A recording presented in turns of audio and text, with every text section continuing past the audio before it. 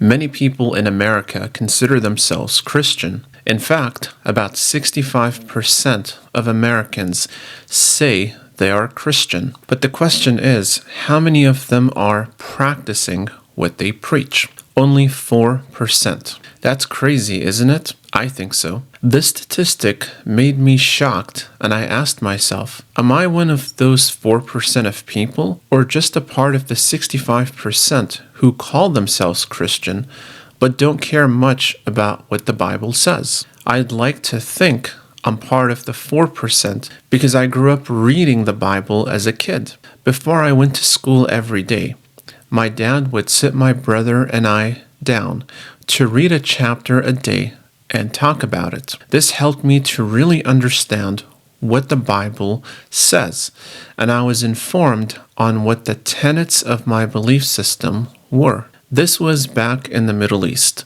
where Christians are generally persecuted against in a severe way by Muslims. After immigrating here to the U.S., I was shocked by how lax so many Christians were about their faith. So many would go to church but behave like non-believers. This made me wonder how serious they were about reading their Bibles and applying them. I felt I was doing a normal thing, but in comparison, it seemed like I was a quote-unquote legalistic person. And so many people accused me of that too. I found it funny how so many people who were lazy were resorting to calling me names instead of looking into their own hypocrisy and figure out which side they're on, for lack of a better term. They were so confused that they didn't really know if they were Christian or not. So they tried really hard to mix both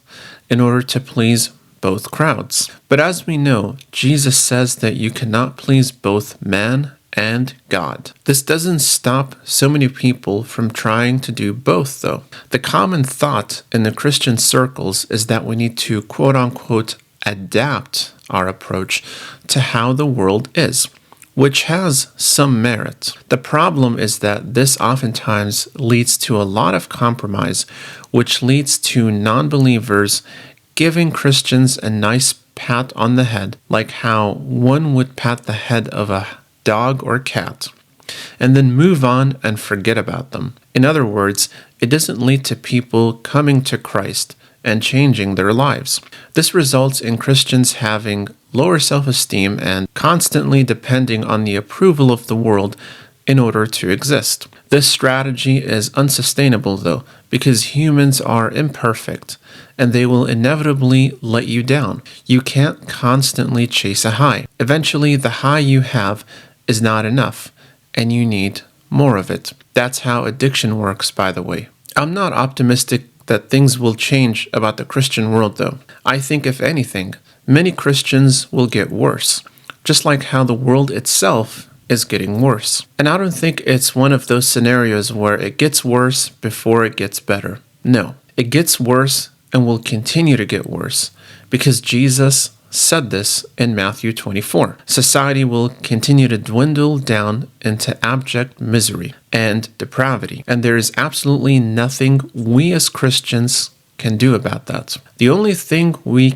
have control over is how we choose to behave and the influence we have on a small-scale community. Worrying about how the world is degenerating and trying to figure out a systemic solution to fix it is an exercise in futility.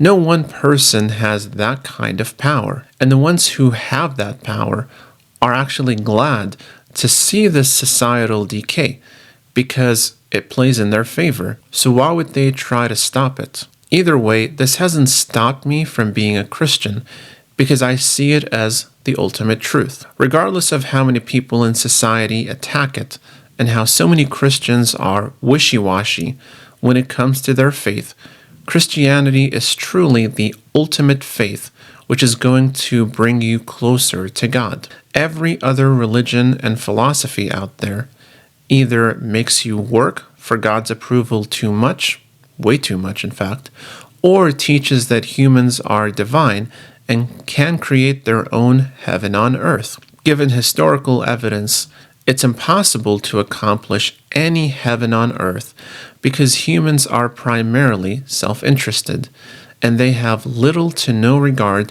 for the interests of those around them. This is especially true in America and the West at large because we live in hyper-individualistic societies which worship the individual and denigrate the community. So this is what I think about the state of Christianity on the whole here in America. I feel that we can do a lot to improve our situation and reputation, but at least in the church there's far more security and hospitality than there is in the world. It is one reason why secular people tend to be, on average, less happy than Christians and other religious people. But the community aspect doesn't explain all of this effect. As Christians, we're called to submit ourselves to the ultimate truth, whereas in the secular world, the truth is merely inside of you, and whatever your feelings tell you it is. The Bible totally contradicts this because it says our hearts are deceitful. But this is something the world will never understand because that is the exact organ they choose to worship and suffer as a result of it. So that's it for this video. If you like this content, make sure to give it a thumbs up, subscribe, comment, and share to get notified about more videos like this one. Thank you for watching and see you in the next video.